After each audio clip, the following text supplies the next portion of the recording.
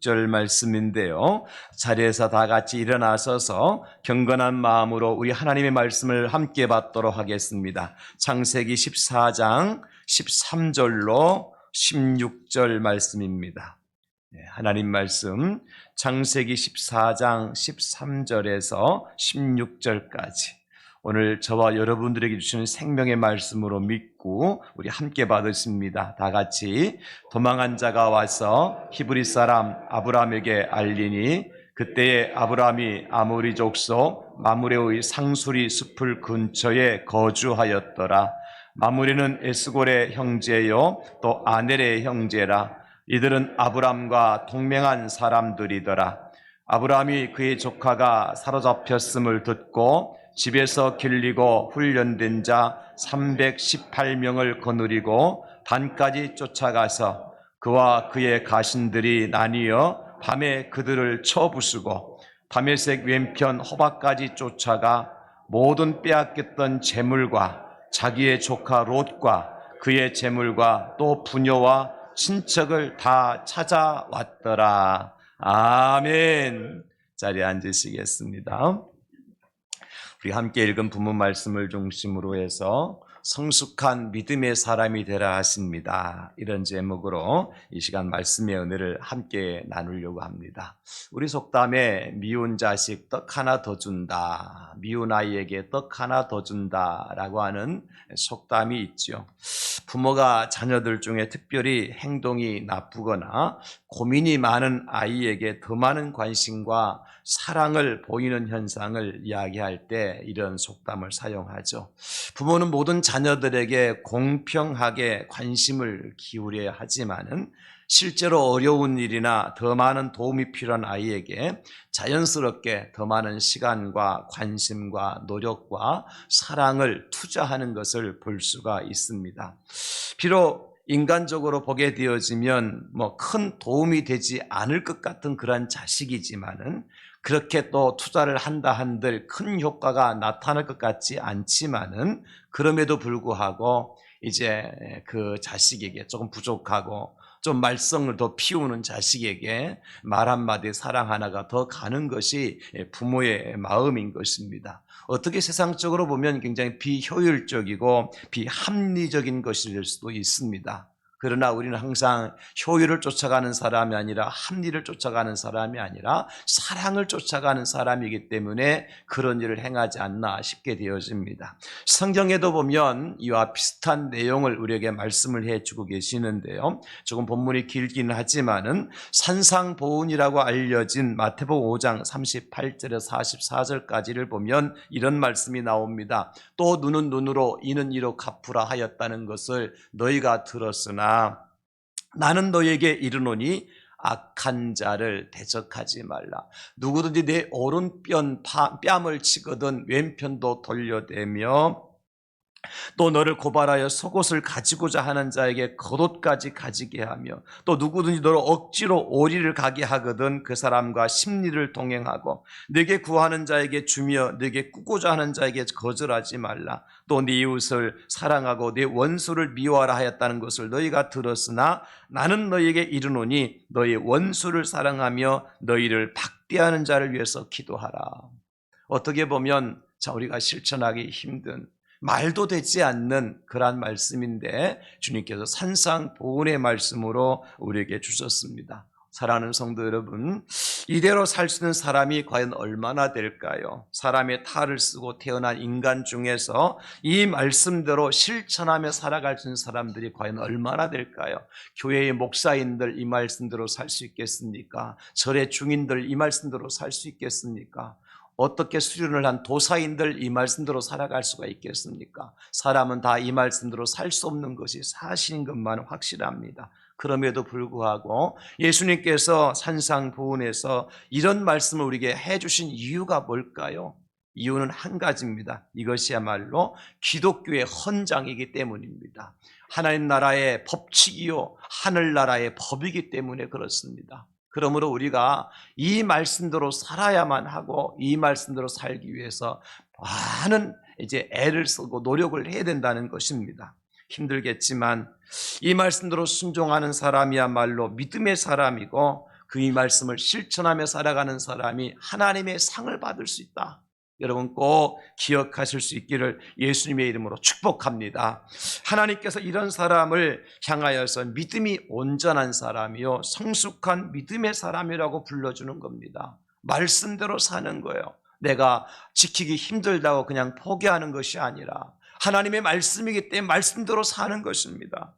그러므로 여러분 오늘 저는 우리가 너무나 잘 아는 믿음의 조상 아브라함의 삶의 모습을 우리가 보면서 성숙한 믿음의 사람이 되라 했습니다. 이런 제목으로 함께 말씀의 은혜를 나누려고 하는 것입니다. 사랑하는 성도 여러분, 아브라함을 믿음의 조상이라고 부르는 이유가 뭘까요? 우리는 다 아브라함을 믿음의 조상이라고 부르고 있잖아요. 히브리서 11장은 믿음장이라고 하는데 이 신약성의 히브리서 11장에서 아브라함에 대해서 이렇게 말씀을 해줍니다. 11장 8절에 보면 믿음으로 아브라함은 부르심을 받았을 때에 순종하여 장래의 유업으로 받을 땅에 나아갈새 갈 바를 알지 못하고 나아갔으며 아브라함이 하나님께서 내 본토 친척 아버지의 집을 떠나서 내가 지시할 땅으로 가라 말씀하셨을 때 아브라함은 두 말도 하지 않고 하나님 말씀에 순종하여 갈 바를 알지 못하고 갔다는 거예요. 그런가 하면 또 하나의 말씀을 해주고 계시는데 히브리서 11장 17절에 보면 아브라함은 시험을 받을 때 믿음으로 이삭을 드렸으니 그런 약속들을 받은 자로 돼 그 외아들을 드렸느니라 그렇게 말씀하셔요. 무슨 말씀입니까? 아브라함이 100세가 되어서 낳은 아들입니다. 간신히 얻은 아들이에요. 근데 하나님께 그 아들을 번제로 드리라고 하셨어요. 그 말씀을 들었을 때 아브라함은 따지도 않고 묻지도 않고 계산하지도 않고 그 독자 아들 이삭을 하나님께 번제로 순종하여 드렸다는 것입니다.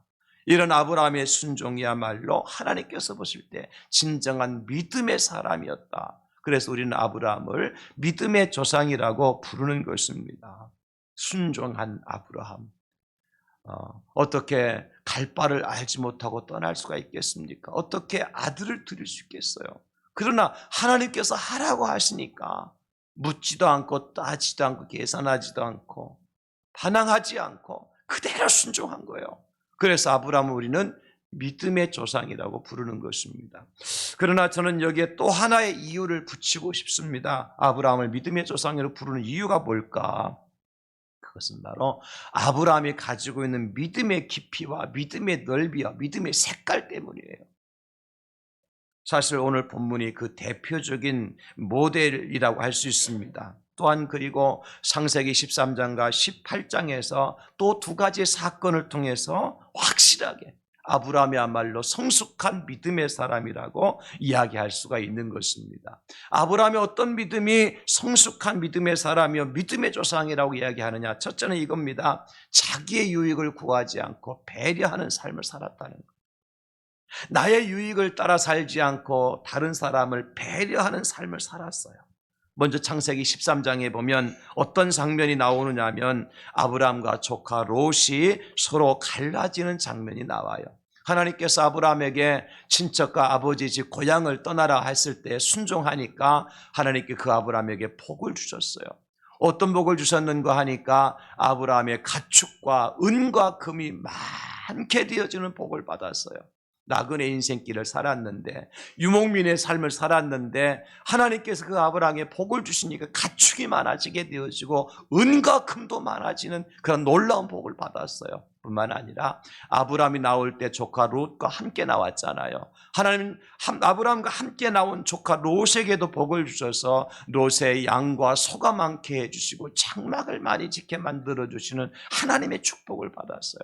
그러다 보니까 아브라함과 조카 롯이 함께 거하며 생활하는데 많은 불편을 가져오게 됩니다. 왜냐하면 이제 땅은 한정되어 있고 양들도 늘어나고 소도 늘어나고 가축도 늘어나고 종들도 늘어나고 장막도 늘어나다 보니까 아브라함의 종들과 조카 롯의 종들 사이에 다툼이 일어나는 거예요. 서로가 먼저 가서 풀을 뜯기겠다고, 서로가 먼저 가서 물을 차지하겠다고, 서로가 먼저 가서 장막을 짓겠다고. 여러분 그런 일이 벌어지지 않겠습니까? 한정된 제한된 땅에서 말이에요. 그러니까 아브라함 이런 상황 속에서 안 되겠다. 조카 롯을 불러서 롯아, 우리가 더 이상 함께 거하는 것은 여러 가지로 불편하고 특별히 다툼이 계속되고 있으니까 이것은 하나님께서 원하시는 일이 아닌 것 같다. 그러니 우리가 서로 떠나가자, 갈라서자. 그런 이제 제안을 하는 것입니다. 그럴 때 아브라함이 조카 롯에게 이렇게 말합니다. 창세기 13장 9절입니다. 내 앞에 온 땅이 있지 아니하냐. 나를 떠나거라. 네가 좌하면 나는 우하고 네가 우하면 나는 좌하리라. 이게 아브라함의 결단이요, 믿음의 모습입니다. 조카, 어린 조카, 젊은 조카를 불러놓고 나이 든 아브라함이 말씀하시는 거죠. 롯아, 우리가 더 이상 함께하기가 힘드니까 서로 갈라져야 되겠는데 이렇게 하자. 네가 좌하면 나는 우할 것이고 네가 우하면 나는 좌할 것이야. 네가 먼저 선택해라. 이렇게 아브라함이 조카 롯에게 말씀하시는 거죠. 조카 롯은 아브라함의 이 말씀을 듣고 두 말도 하지 않고 여호와의 동산 같고 애굽과 같은 온 요단 들을 선택하고 그것으로 떠나버립니다. 여러분, 사람이 보는 눈은 같잖아요. 특별히 평생 광야 생활, 나그네 생활을 한 아브라함이나 조카 롯이나 보는 눈은 같지 않겠습니까? 어디가 좋은 땅인지, 어디가 짐승을 치우기가 좋고, 어디에 장막을 치기가 좋은지, 어디에 물이 있고, 어디가 풀이 많은지 왜 모르겠습니까?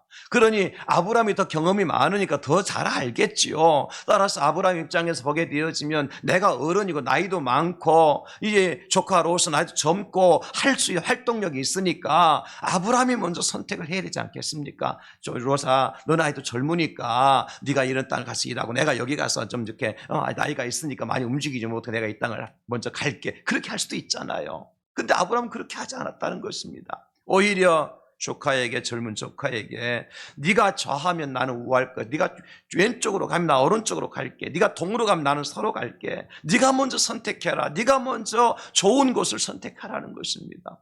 나의 유익을 구하지 않고 다른 사람을 배려할 줄 아는 믿음을 가지고 있었던 것이 바로 아브라함의 믿음이었던 것입니다. 사랑하는 성도 여러분, 우리가 믿음의 열매 중에서 열매 중에서 가장 중요한 열매가 뭘까요? 사랑 아니겠습니까, 여러분? 사랑. 그래서 믿음을 가지고 있는 사람이 가지고 있는 최고의 덕목은 사랑이라고 할 수 있을 것입니다. 믿음, 소망, 사랑 이 세 가지는 항상 있을 것인데 그 중에 제일은 사랑이라고 그랬으니까 여러분. 그런데 여러분, 이 사랑이라는 것은 속성이 뭐냐면 자기의 유익을 구하지 않는 거예요. 내가 믿음 있는 사람이라고 말을 하면서 여전히 내 유익을 구하고 다른 사람을 배려하지 않는 사람, 믿음이 부족한 사람이에요. 내가 사랑하는 사람이라고 하면서도 불구하고 다른 사람을 배려하지 않고 내 욕심을 채우는 사람은 사랑이 부족한 사람이에요. 마음에 사랑이 없는 사람은 믿음이 없는 사람이고 마음에 믿음이 없는 사람은 사랑이 없는 사람이에요. 이것은 누군가 나의 욕심을 구하는 것이 아니라 다른 사람을 배려하고 나 중심이 아니라 다른 사람을 중심으로 해 살아가는 사람, 그 사람이 믿음의 사람이고 사랑의 사람이라 말할 수 있지 않겠습니까, 여러분? 그럼 우리가 식당에 줄을 서더라도 다른 사람 내가 먼저 앞서야지라고 생각하고 앞서서는 것이, 줄을 서는 것이 아니라 먼저 앞서시라고 배려할 줄 알고 음식을 드시더라도 식당의 음식은 항상 정해져 있잖아요. 오늘 무슨 반찬 나오는지 모르겠습니다만은 때마다 맛있는 반찬이 나올 때가 간혹 있어요. 그런데 뒤에 가서 보시면 맛있는 반찬은 다 떨어져가 빈 그릇만 남아가지고 이제 식판 들고 다니면 얻으러 다니는 사람이 있다고요. 누구 때문일까요? 앞서서 줄 선 사람들이 다른 사람 다른 때보다도 벌써 두 젓가락 세 젓가락 더 얹어가는 거야. 그러면 뒤에 선 분 어때요? 구경만 하고 침만 꼴딱꼴딱 생기면 괜찮은데 속에 욕하잖아요. 지만 입이고 나는 주둥이가. 그러면서 여러분, 이건 뭐예요? 나의 욕심을 채우고 다른 사람을 배려하지 못하는 거죠. 정말 맛있는 음식이 나오거든 어떻게 해야 돼요? 다른 때 내가 두 젓가락 가져가서 한 젓가락만 가져가야 되는 거예요. 이게 진짜 믿음의 사람이고 이게 진짜 사랑의 사람 아닙니까? 이렇게 사는 사람이 그리스도인 아닙니까, 여러분? 예수 믿는 사람은 그렇게 살아야 되지 않겠어요? 적어도 예수쟁이라고 할 것 같으면 나 다른 사람처럼 내 배를 채우는 것이 아니라 내 등을 따숩게 하는 것이 아니라 나는 배가 고라도 다른 사람의 배를 좀 부르게 말고 내 등은 좀 차더라도 다른 사람 등을 따숩게 만들 수 있는 이것이야말로 예수 믿는 사람의 삶이 아니냐는 거예요, 여러분. 우리가 그렇게 살아야 되는 거죠. 예수님께 이 땅에 오신 목적이 뭐라고 그러셨어요? 요한복음 3장 16절에 하나님이 세상을 이처럼 사랑하사 독생자를 주셨으니 이는 그를 믿는 자마다 멸망하지 않고 영생을 얻게 하려 했습니다. 당신의 생명을 바치고 사람들을 구원하시려고, 사람들에게 영생을 주시려고, 사람들에게 생명을 주시려고 예수님이 땅에 오셨어요. 또 말씀하시죠. 마태복음 20장 28절에 인자가 온 것은 섬김을 받으려 함이 아니라 도리어 섬기려 하고 자기 목숨을 많은 사람의 대성물로 주려 함이니라. 예수님 주시려고 오셨어요. 받으시려고 오셨어요. 예수님 어디서 영광 받으셨어요? 예수님 어디서 박수 받으셨어요? 그런 적 없잖아요. 영광 받지 못하고 박수 받지 못했지만 많은 사람이 생명을 주고 영생을 주고 이 땅에 하나님의 은혜를 주시기에 오셨잖아요. 예수님께서 구원을 주시려고 오셨잖아요. 그저 당신의 것을 다 주시려고 물도 쏟아주시고 피도 쏟아주시고 겉옷도 벗어주시고 속옷도 벗어주시고 다 주셨잖아요. 이게 예수님의 삶이고 이게 믿음이고 이게 사랑 아닙니까, 여러분? 예수님 믿는 사람들이 정말 이런 믿음을 가지고 살아갈 때 그 사람을 성숙한 믿음의 사람이다. 우리가 잘 아는 강도 만난 사람을 도와줬던 사마리아 사람 말이죠. 여러분 어떻습니까? 강도 만나서 거반 죽어가는 사람을 보고서 제사장도 지나갔습니다. 레위 사람도 그냥 지나쳤어요. 그러나 사마리아 사람만큼은 찾아와서 그를 불쌍히 여겨서 찾아와서 가까이 와서 그에게 상처를 싸매어주고 자기 말에 태워서 그를 데려가 도와줘요. 여러분, 제사장 어떤 사람입니까? 제사장의 의복을 갖춘 사람이요. 겉모습으로 볼 때는 정말 경건해 보이고 겉모습으로 볼 때는 정말 예수 잘 믿는 사람같이 보이지만 그에게 뭐가 없어요? 사랑이 없잖아요. 레위 사람 어떻습니까? 율법에 대해서 너무나 잘 아는 사람이요. 성경 박사예요. 성경 지식을 가진 사람이요. 성경을 40도 50도 했어요. 그래서 성경에 물어보면 다 답을 해요. 성경 퀴즈 대할 때 성경고사를 보면 1등하고 우승을 해요. 그런데 그 안에 사랑이 없으면 그게 진짜 믿음의 사람이냐는 거예요. 여러분 어떠세요? 그게 진짜 믿음의 사람이에요? 성경을 백독했다고 성경 지식적으로 안다고 그러면 사랑이 없는 사람이 믿음의 사람이라 할 수 있을까요? 성경 신학박사 학위를 받았다고 그래서 정말 그 안에 사랑이 없는데 그 사람을 믿음의 사람 할 수 있을까요? 이런 도울이라고 한 사람도요 성경 박사예요. 신학교를 나온 사람이에요. 근데 그 사람이 믿음의 사람입니까? 그렇지 않잖아요. 진짜 믿음의 사람은 외식하는 제사장의 믿음이 아닙니다. 진짜 믿음의 사람은 지식적으로 아는 레위인의 믿음도 아닙니다. 자기를 비우고 이웃을 배려할 줄 아는 사랑으로 행하는 사람이 진짜 믿음의 사람이에요. 옛날에 주일학교 다닐 때 우리가 불렀던 찬양 중에 하나가 이런 찬양이 있어요. 사랑은 참으로 버리는 것, 더 가지지 않는 것. 이상하다 동전 한 입 움켜잡으면 없어지고 쓰고 빌려주면 풍성해져 땅 위에 가득하네. 사랑은 참으로 버리는 것.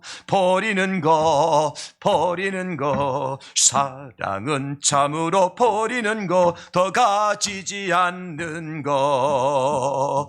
이상하다 동전 한 입 움켜잡으면 없어지고 쓰고 빌려주면 풍성해져 땅 위에 가득하네. 이렇게 하는 거예요. 기억나요? 예. 이상하죠? 동전 한 입 움켜잡으면 자꾸 없어져. 그런데 내가 쓰고 빌려주면 자꾸 풍성해져 땅 위에 가득해져. 그래서 내일일랑 걱정 말고 버리고 모든 염려 주님께 맡기세요. 사랑은 참으로 섬기는 것, 베푸는 것 다 주는 것이라고 우리가 노래했잖아요. 여러분, 진짜 사랑은 버리는 것입니다. 섬기는 것입니다. 베푸는 것입니다. 다 주는 것입니다. 나의 유익을 구하지 않고 배려하는 것입니다. 여러분, 그런 사람이 성숙한 믿음의 사람이다. 고린도전서 13장 11절에 그래서 말씀합니다. 내가 어렸을 때는 말하는 것이 어린아이와 같고 깨닫는 것이 어린아이 같고 생각하는 것이 어린아이 같다가 장성한 사람이 되어서는 어린아이의 일을 버렸노라.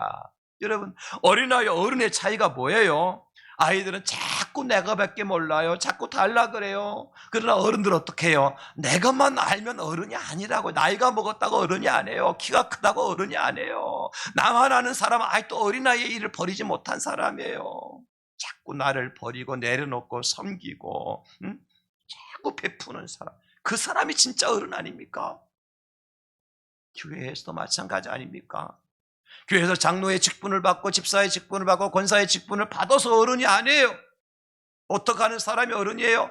섬기는 사람이 어른이고, 베푸는 사람이 어른이고, 자꾸 나를 내려놓는 사람이 어른이고, 모든 것을 다 줄 아는 사람이 어른입니다. 시간도 줄 알고, 물질도 줄 알고, 마음도 줄 알고, 여러분, 그래서 모든 사람들, 성도들에게 하나같이 나눠줄 줄 아는 사람이 진짜 어른 아닙니까? 자꾸 내 것만 챙기고 받을 줄만 알고, 그건 아직도 어린아이의 일을 버리지 못한 거예요. 성숙하지 못한 미성숙한 믿음의 사람이에요. 저는 우리 대학열개 모든 성도님들이 자기의 유익을 구하지 않고 배려할 줄 아는 진짜 성숙한 믿음으로 거듭나실 수 있기를 예수님의 이름으로 축원합니다. 두 번째 성숙한 믿음의 사람, 아브라함을 믿음의 조상이라 하는 이유가 뭐냐? 미운 자녀를 위해서 기꺼이 헌신해요. 미운 자녀를 위해서.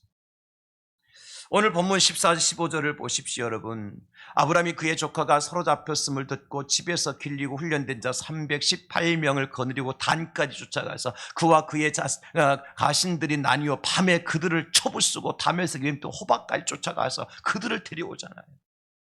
여러분, 롯이 누구예요? 아브라함의 조카이긴 하지만 사실은 13장에서 봤잖아요. 우리가 조카 롯이 어떤 사람? 굉장히 얄팍한 사람, 머리 잘 돌아가는 사람이에요. 어른을 배려할 줄 모르고요, 존경할 줄 모르는 사람이었어요.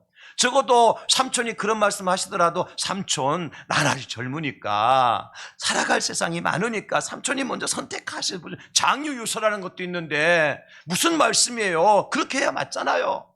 근데 장유유서는 그만두고 그렇게 하니까 딸랑 오케이 좋습니다 하고 자기가 좋은 땅을 딱 찾아가 버렸잖아요. 어디까지 갔어요? 소돔까지 내려갔잖아요. 그런 조카입니다. 그런데 오늘 보면 무슨 얘기냐면, 가나안 그 지역에 이제 엘람 왕을 비롯한 네 왕들과 그 팔레스타인 지역을 중심으로 한 5 왕들이 이제 전쟁을 한 거예요. 그런데 소돔 왕을 비롯한 5 방백들이 이제 전쟁에서 패배해가지고 결국 엘람 왕에 의한 6 나라 연합군에 의해서 모든 포로로 다 잡혀가는 상황이었어요. 그 가운데 롯도 함께 잡혀간 거예요. 그런데 여러분, 오늘 성경을 가만히 들여다보니까 13절에 무슨 말씀 나오는 거 보면요, 도망한 자가 와서 히브리 사람 아브람에게 알리니 그래요. 그냥 아브람이 아니도 어떤 사람이요? 히브리 사람 아브람에게. 무슨 얘기인 줄 아세요? 지금 그 포로로 잡혀간 사람들 중에서 히브리 사람 누가 있어요? 롯이 있는 거예요. 그러니까 이 사람이 당신의 동족인 롯도 잡혀갔습니다, 그 말씀 하고 싶은 거예요. 아브라함에게 당신이 사랑하는 조카 롯도 잡혀갔습니다, 그 말 하고 싶은 거예요. 그 말을 들은 아브라함이 어떡합니까? 어떻게 보면 미운 오리 새끼와 같은 롯이었지만 아브라함도 생각 없는 분 아니지 않습니까? 여러분 알잖아요. 사실 네가 좌하면 나 우하고 네가 우하면 나 좌하리라 말씀을 하셨지만도 이제 그래도 조카가 빈말이라도 삼촌이 먼저 합쳐 그 말 한마디 없이 그냥 훌딱 자기가 좋은 땅을 찾아오고 떠났을 때 아브라함이 기분 좋았겠습니까? 여러분 같으면 기분 좋겠어요? 아무리 믿음 좋아도요, 이놈 그냥 배은망독한 놈이네, 그렇게 생각하지 않겠냔 말이에요. 그런 조카 롯이 잡혀갔으니까 이제는 어떻게 생각해야 돼요? 그럼 지가 한 벌을 받고 있네, 그렇게 생각할 수도 있잖아요. 근데 아브라함은 그렇게 생각하지 않았어요. 어떡합니까? 자기 집에서 길려온 318명의 훈련된 사람들을 데리고요, 저 북쪽 단까지 추격해 나가요. 다는 이스라엘 맨 북단이잖아요. 그죠? 끝이잖아요. 이제 아브라함이 있는 곳 북쪽 단까지 추격하는데 길리온 318명의 훈련된 사람들과 함께 가가지고 밤새 쳐부쉈다 그래서 오늘 보면 말씀이 그렇게 밤새 쳐부쉈.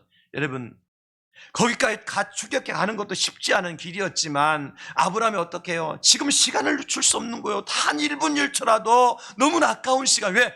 조카 롯이 거기 사로잡혀 있기 때문에. 그래서 어떻게 합니까?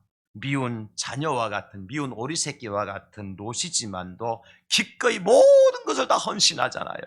자기의 318명의 키운 훈련된 사람들과 자기 시간과 자기까지도 직접 아브라함이 데리고 갔다니까요. 지금 이게 쉽습니까, 여러분? 아니, 자기 군사들만 보낸 것도 아니에요. 내가 직접 같이 가요. 같이 가서 내 눈으로 봐야 되겠다는 거예요. 내가 가서 내 조카 롯을 데리고 와야 되겠다는 거예요. 이거 헌신 아닙니까? 희생 아닙니까? 누가 이런 일을 하겠어요? 아니, 그동안 조카 롯이 아브라함에게 충성을 하고 효도를 하고 잘했다면 문제가 다르지만 그렇지 않은 상황이잖아요. 이게 믿음의 사람이 해야 될 모습인 것입니다. 우리는 그 모습을 보면서 야, 진짜 아브라함은 믿음의 조상이 맞구나 얘기할 수 있다는 거예요. 믿음의 성숙한 사람 맞구나 그렇게 얘기할 수 있다는 거예요. 성경에 보면 요셉이라는 사람도 그렇죠. 형들이 자기를 마른 구덩이에 집어 던져버리고 미디안의 상인의 자기를 팔아먹었을 때 얼마나 요셉이 마음 아팠게 얼마나 큰 상처를 받았겠어요. 여러분, 성경에 나오니까 그런 일이 있었구나, 이제 나중에 요셉이 잘 되니까 하나님 그렇게 했구나, 그렇게만 생각하시면 안 돼요. 그 당시 요셉을 상황을 생각해 보십시오. 자기를 사랑하는 형들이 자기를 마른 구덩이에 집어 던져버려 뭐라고 한 겁니까? 죽으라고 던진 것 아닙니까? 그리고 그를 끄집어내고 또 돈 얼마 받고 미디안 상인에게 팔아먹어버려, 노예를 팔아먹어버렸어. 세상에 자기 핏줄을 말이에요. 그때 요셉이 마음이 기뻤겠습니까? 여러분, 그렇지 않잖아요. 많은 상처를 받았을 거예요. 세상에 이런 형들이 어디 있느냐. 아니, 뭐 다른 친구도 그렇게 안 하겠다. 근데 한 아버지 밑에 난 형들이 나를 이렇게 할 수 있느냐고 얼마나 마음의 상처가 컸겠어요. 그런데 나중에 요셉이 그 형들을 만나잖아요. 애굽으로 양식을 구하러 나온 형들을 만나잖아요. 그때 형들에게 양식을 나눠주고, 또 아버지 야곱이 돌아가시면서 유언했다 그러면서 형들이 동생에게 아버지가 우리를 용서하라 그랬다 돌아가시면서, 그럴 때에 요셉이 어떡합니까? 원수는 외나무다리에서 만난다고, 내가 원수를 갚을 때가 바로 지금이 아니냐고 하면서 형들을 구박했습니까? 창세기 50장 21절에 보면 당신들은 두려워하지 마소서, 내가 당신들과 당신들의 자녀를 기르다 하고 그들을 간곡한 말로 위로했다 그랬어요. 이게 요셉입니다. 이게 믿음의 사람이에요. 여러분, 이게 믿음의 사람이에요. 이게 성숙한 믿음의 사람의 모습인 거예요. 스데반 집사님 보십시오. 당신을 돌로 쳐 죽이는 사람들 앞에서 하나님 앞에 하나님 불을 내려 저들을 다 멸망시켜 주십시오. 저들을 그냥 머리가 깨지게 만들고 다리가 부러지게 만들고 심장이 상하게 만들어 주십시오라고 스데반이 그렇게 하나님께 기도를 했습니까? 그렇지 않잖아요. 사도행 7장 59절 60절 보십시오. 그들이 돌로 스데반을 치니 스데반이 부르짖어 이르되 주 예수여 내 영혼을 받으시옵소서 하고 무릎을 꿇고 크게 불러 이르되 주여 이 죄를 그들에게 돌리지 마옵소서, 이 말을 하고 자니라. 저는 이 말씀을 묵상하면서 엄청난 충격을 받아서 이 말을 하고 자니라. 세상에 우리가 무엇을 남겨놓고 세상을 떠나야 되겠습니까, 여러분? 어차피 우리는 이 땅에서 시한부 인생을 살아가는 인생들인데, 주님 부르시면 모든 걸 다 내려놓고 가야 되는데 뭘 놓고 가시겠습니까? 뭘 남겨놓고 가시기를 원하서요? 원수 남겨놓고 가시렵니까? 여러분, 그게 진짜 믿음의 사람의 모습인가요? 스데반이 어떻게 하셨다고요? 주여 이 죄를 그들에게 돌리지 마오. 이 말은 뭡니까? 나도 용서했으니 주님도 용서해 주십시오. 이 말하고 잤다는 거요. 이 말하고 갔다는 거요. 말씀드렸던 선한 사마리안도 마찬가지죠.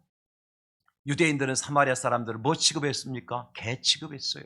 상대도 안 했어요. 근데 그 유대인이 강도 만나서 거반 죽어가고 있어요. 우리 같으면 어떡할까요? 침 뱉으면서 한 번 더 걷어찼을 거예요. 잘 됐다, 빨리 죽어라. 여러분, 그렇지 않겠습니까? 왜? 그동안 자기들이 당한 그 생각해 보십시오. 유대인들한테 개 취급했다니까요. 사람 취급 안 했다니까요. 상대도 안 했다니까요. 그런 유대인이 지금 강도 만나 죽어가고 있어요. 그러면 우리 같으면 어떡할까요? 잘 됐다, 찬스다, 기회다, 한번 침 뱉고 발 한 번 더 차지 않겠습니까? 빨리 죽어버리라고. 그런데 이 사마리아 사람은 어떻게 했습니까? 성경에 보십시오. 누가복음 10장 33절 34절, 어떤 사마리아 사람은 여행하는 중 거기 이르러 그를 보고 불쌍히 여겨 가까이 가서 기름과 포도주를 그 상처에 붓고 싸매고 자기 짐승에 태워 주막으로 데리고 가서 돌보아 주니라. 철저하게 희생하잖아요. 누구를? 원수 같은, 정말 미운 오리 새끼 같은 그러한 사람이지만 자기 모든 것을 다 투자해서 헌신해서 희생하고 있잖아요. 이게 믿음의 사람입니다, 여러분. 기억하셔야 돼요. 이게 믿음의 사람. 우리 엉뚱한 믿음에 랄랄라 방언하고 막 이게 믿음의 사람이 아니고요. 믿음의 사람은 어떤 사람이에요? 미운 자식에까지도 기꺼이 헌신할 줄 알고 희생할 줄 알고 사랑할 줄 아는 사람. 우리 예수님도 그러셨잖아요. 누가복음 23장 34절에 이 예수께서 이르시되 아버지 저들을 사하여 주옵소서 자기들이 하는 것을 알지 못함이다 하시더라. 저들이 누구예요? 예수님 얼굴에 침 뱉은 사람들 아닙니까? 예수의 뺨을 때린 사람들 아닙니까? 예수의 머리에 가시멸관을 집어 씌웠던 사람들 아닙니까? 예수님을 이제 십자가에 못 지냈던 사람들 아닙니까 여러분? 어떻게 그들을 향해서 용서해달라고 기도할 수 있어요? 이게 믿음이라는 거예요. 이게 사랑이라는 거예요 여러분. 성숙한 믿음의 사람은 나를 좋아하고 나를 사랑하고 나를 응원하는 사람은 물론이거니와 심지어 나를 원수처럼 적처럼 여기고 말하고 행동하는 사람을 위해서도 기꺼이 몸과 시간을 아끼지 않는 사람이에요. 특별히 우리 최후의 인간의 마침표를 찍는 최후의 순간에 내 생명에 조그마한 흔적이라도 조각이라도 한 영혼을 구원하는 데 살리는 데 사용될 수 있다면 여러분 그 사람이 진짜 믿음의 사람이에요. 여러분 흔적을 무엇을 위해서 남겨놓고 가시렵니까? 여러분의 육체의 한 조각이라도 뼈 조각이라도 살 조각이라도 여러분 그 세포 한 세포라도 무엇을 위해서 남겨놓고 가시렵니까? 그냥 다 집을 짊어지고 그냥 염에서 묶인 채로 불타 없어지려 하시렵니까? 여러분 그런 삶을 살지 말자고 우리가 도대체. 그렇잖아요. 우리가 존귀한 자잖아요. 하나님의 거룩함을 입은 자들이잖아요. 하나님의 구원을 받은 백성들이잖아요. 그렇게 할 것 같다면 우리의 남은 한 조각이라도 뭔가 세포 하나라도 우리의 이웃을 위해서 우리의 사랑하는 자들을 위해서 남겨놓고 그들에게 베풀고 가자는 거예요. 할렐루야. 저는 그래서 부족하지만 제 주민등록증에 보면은 제 이제 죽으면 제 몸을 이렇게 뭐 하는 거예요? 그렇게 하는 거. 기증하는 것으로 딱 딱지가 붙어 있어요, 저는. 주민등록증에, 신분증에. 여러분, 뭔가 우리가 정말 예수님 믿는 사람이라면, 진짜 믿음 가진 사람이라면, 오늘 아브라함처럼 그 미운 오리새끼 같은 조카 롯이지만 그 롯을 위해서 기꺼이 헌신하잖아요. 자기의 318명의 군사들도 자기의 몸도 자기의 시간도 그저 단까지 그저 계속 추격해 올라가 그 밤중에 그들을 다 첩을 쓰고 다 찾아오잖아요. 그리고 자기는 호롤단신 나 롯을 소돔 땅에 데려다 놓고 자기는 떠나버립니다. 아무것도 구하지 않아요. 내가 고생했으니까 수고비 내놔라 그 말 안 씁니다. 이제부터 잘해라 그 말씀도 안 하십니다. 이게 멋진 인생 아닙니까 여러분? 성숙한 믿음의 사람은 누군가를 위해서 기꺼이 몸과 시간을 아끼지 않고 헌신하는데 특별히 정말 나를 힘들게 만들고 어렵게 만드는 사람들까지도 우리가 그들을 돌아볼 수 있어야 돼요. 미운 자식 위에 떡 하나 더 준비하는 사람이 되어야 됩니다. 마지막 세 번째는요. 아브라함은 한 영혼을 구원하는 데에 정말 최선을 다했어요. 한 영혼을 살리는데 최선을 다했어요. 그 내용이 바로 창세기 18장 16절 이하에 나와요. 우리가 잘 아는 18장에 무슨 내용이 나오냐면 소돔과 고모라 성이 불과 유황으로 멸망하는 그런 내용입니다. 천사가요 아브라함에게 찾아왔어요. 왜 찾아왔는가 하니까 소돔성을 이제 심판하시겠다는 거예요. 아니 심판하면 되지 뭐 하려고 아브라함이 찾아와요? 이상하죠, 그죠? 아브라함이 믿음의 사람이기 때문에 찾아온 거예요. 심판하기 위해서 천사가 와서 소돔과 고모라 성의 죄악에 관영해서 하나님께서 그 소돔과 고모라를 심판하시겠다고 아브라함에게 보고를 해요. 아브라함이 그 말씀 듣고 어떻게 해요? 아니 의인들을 죄인들과 함께 심판하고 멸망시키는 것은 하나님께서 원하시는 일이 아니지 않습니까? 그러니 내가 소돔성에 들어가서 의인 50사람을 찾아볼 테니까 50사람만 찾거든 그 소돔성을 멸망하지 않고 살려줄 수 있습니까? 그랬더니 천사가 뭐라고 그래요? 오케이 50명 의인만 있어 내가 그 소돔성을 심판하지 않을 것이다. 아브라함이가 찾아봐 찾지 못합니다. 이번에 다시 말합니다. 45명 찾으면 어떡하시겠습니까? 그래도 내가 용서해 주지. 40명 찾으면요. 그것도 30명 찾으면요. 그것도 20명 찾으면 그것도 내가 10명을 찾을게. 그것도 아브라함이 왜 안 찾아봤겠어요? 얼마나 애달게 찾았겠습니까? 적어도 심판받지 않게 하기 위해 그 땅에 누가 있기 때문에 조카 롯이기 때문에. 결국 10사람을 찾지 못하니까 천사가 아브람을 떠나서 소돔으로 갑니다. 뭐하러 가는 거죠? 심판하려고, 멸망시키려고 간 거예요. 그런데 여러분, 기가 막힌 일이 벌어져요. 천사가 소돔성을 심판하기 위해서 소돔을 가가지고 찾아간 사람이 누구냐? 롯을 찾아갑니다, 세상에. 그리고 롯에게 말하죠. 이 땅의 죄악에 관영해서 내가 여기를 멸망시키려고 왔으니까 빨리 너는 이 성을 떠나라.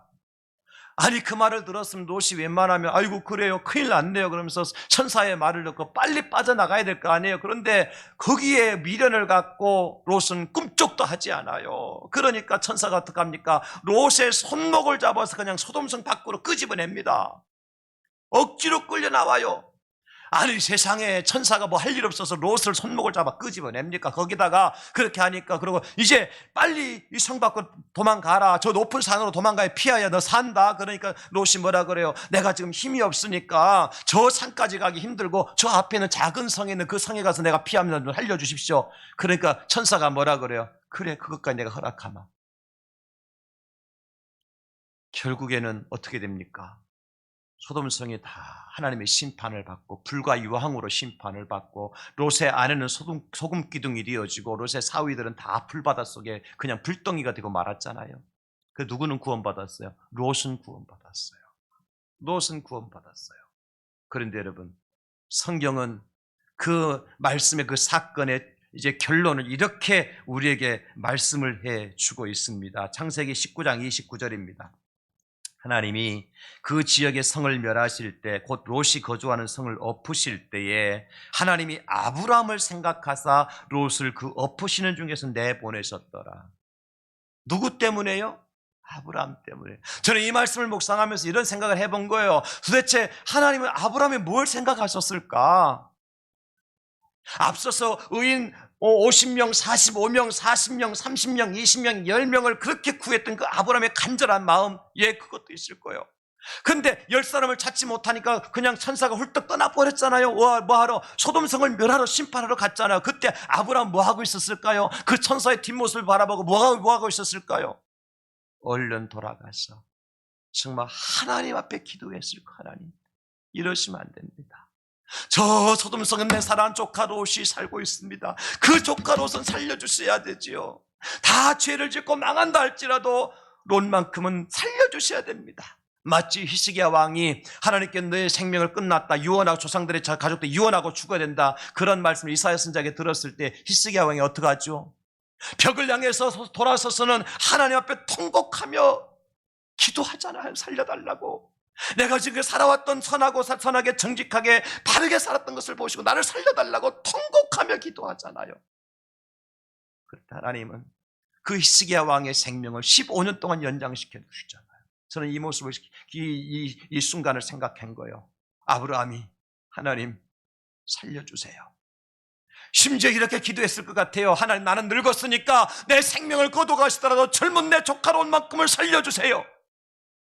하나님 앞에 그렇게 기도했을 것 같아요, 아브라함이. 그렇지 않았을까요, 여러분?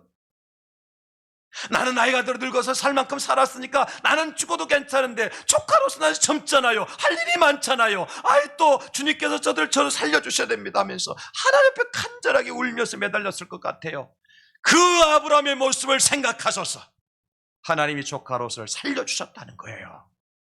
이것이 아브라함의 믿음입니다. 여러분, 우리는 천하보다 귀한 한 영혼을, 한 생명을 살리는 일을 위해서 무슨 일을 하고 있습니까? 잃어버린 드라크마를 찾기 위해서는 어떻게 해야 됩니까? 등불을 켜고 방을 쓸고 닦아야 드라크마를 찾을 수가 있지요.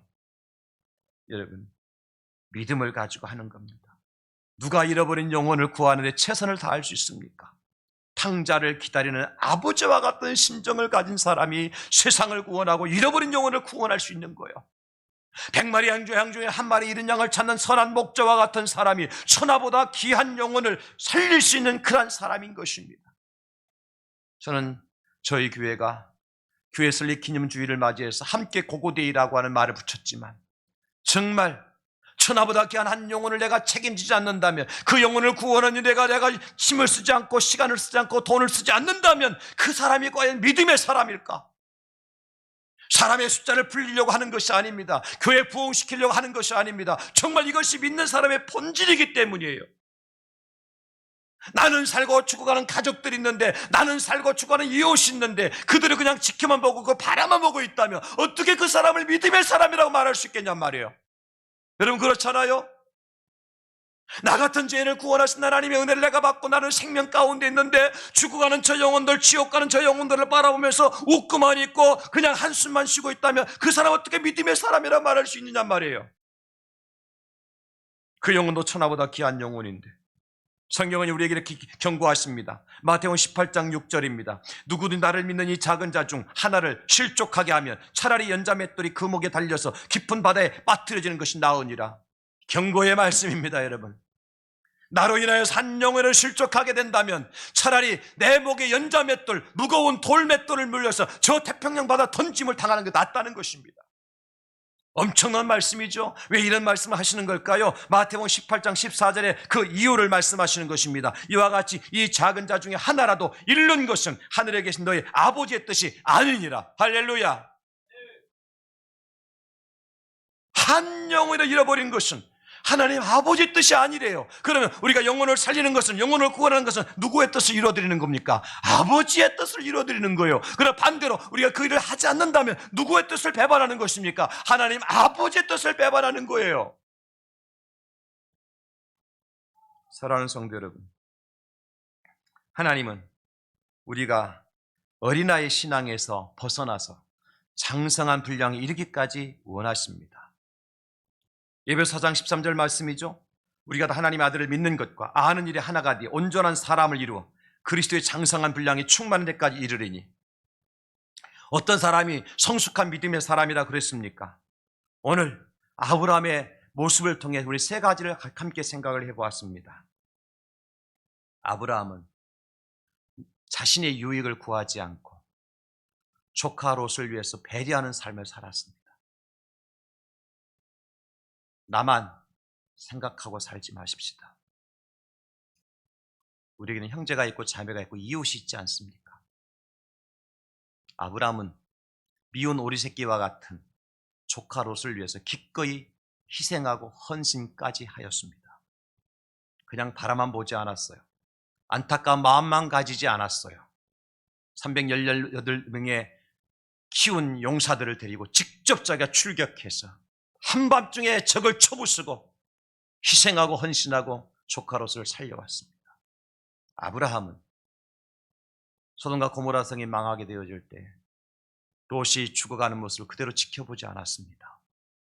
매달렸어요. 50명을 찾으려고 의인 45명, 40명, 30명, 20명, 10명을 찾으려고 매달렸어요. 그것도 안 되니까 하나님 앞에 기도했을 거예요. 무엇을 위해서? 한 영혼을 구원하는 일이라면 내가 무엇인들 체면이 무슨 상관이 있고, 여러분 내 자존심이 뭐가 상관이 있습니까? 한 영혼을 살리는 일이라면 어린아이에서 어린 소자가 나 때문에 실족한다면 차라리 내가 연자맷돌을 목에 매달고 바다에 빠뜨리는 게 낫대요. 어린 소자 중에 작은 자 하나를 잃어버리는 것은 하나님의 뜻이 아니랍니다. 여러분, 믿음의 큰 용사가 이스라엘을 구원할 수 있어요. 사사기에 보면 용기도 없고 자신도 없이 살았던 기드온을 하나님께서 사사로 세우시면서 이렇게 말씀하세요. 사사기 6장 12절 여호와의 사자가 기드온에게 나타나 이르되 큰 용사여 여호와께서 너와 함께 계시도다 하며. 여러분, 우리 힘으로 큰 믿음의 사람이 될 수 없습니다. 하나님이 함께 해주셔야 됩니다. 성령께서 도와주셔야 됩니다.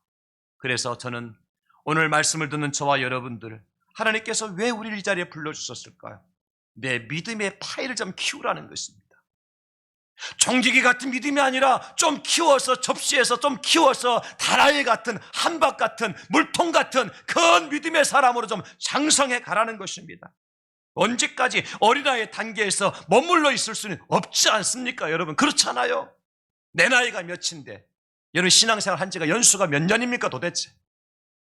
물론 나오신 지 얼마 안 되신 분도 없잖아 있지만 적어도 우리 믿음의 파이 좀 키워봅시다. 다윗이 솔로몬에게 너 믿음의 대장부가 되라 그렇게 말했던 것처럼 말이죠. 믿음의 큰 용사가 이스라엘을 구원했던 것처럼 믿음의 큰 그리스도인이 세상을, 한 영혼을 구원하는 일에 쓰임 받을 겁니다. 오늘 저와 여러분 이 말씀을 마음판에 새기고 내가 반드시 큰 믿음의, 성숙한 믿음의 사람이 되어져서 다른 사람을 배려하고 희생하고 구원하는 일에 온전히 쓰임받게 해달라고 기도하시고, 그런 큰 믿음의 성숙한 그리스도인으로 쓰임받으실 수 있기를 예수님의 이름으로 축원합니다. 하나님 아버지, 아브라함을 통해서 성숙한 믿음의 사람이 되라고 하시는 하나님의 음성을 들었습니다.